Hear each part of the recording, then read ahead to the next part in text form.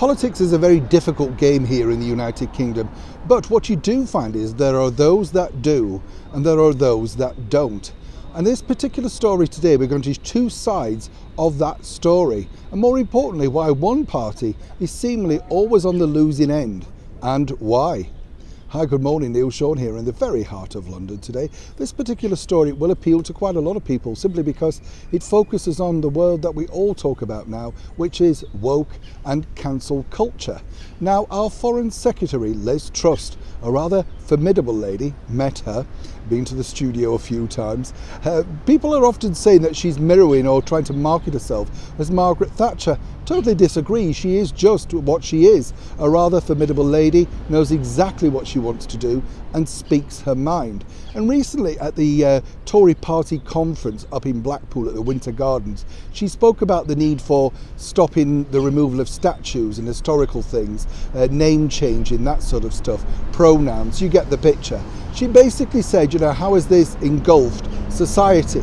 And when you think about it, she's right, because there's been far too much focus on the removal of statues, and yet when you look around the roads, say, on your local street, what about the potholes? Never mind that. Get the roads fixed. Let's go back to basics and do exactly what you're paying your taxes for. But just think about this if you had the other side of the party in.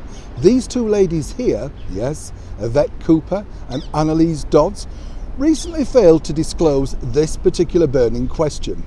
They were asked to describe a woman, and this was very difficult for the woke cancel culture Labour Party, as one can imagine. And what's interesting here is that they said, well, it's just too hard to define. Now, I don't know about you, but it's very easy to define, isn't it? Women are wonderful creatures, and in my opinion, I believe they rule the world. We just don't know it, right, men? We truly don't know it.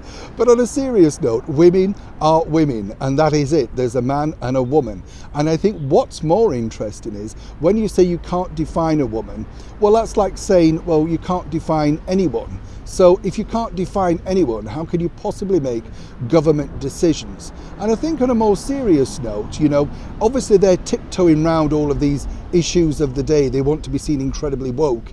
And if you look at the main leader and the deputy leader, they were very quick to endorse and embrace Black Lives Matter, even though our current British Prime Minister, the Right Honourable Boris Johnson, refused. Now, I'm not getting into any debate on that front, but you can see exactly which way the parties are going.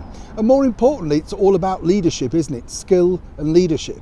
And when you think about the fact that Yvette Cooper and Annalise Dodds basically were all gushing about saving the refugees, etc., even Yvette Cooper here holding a card up saying refugees welcome.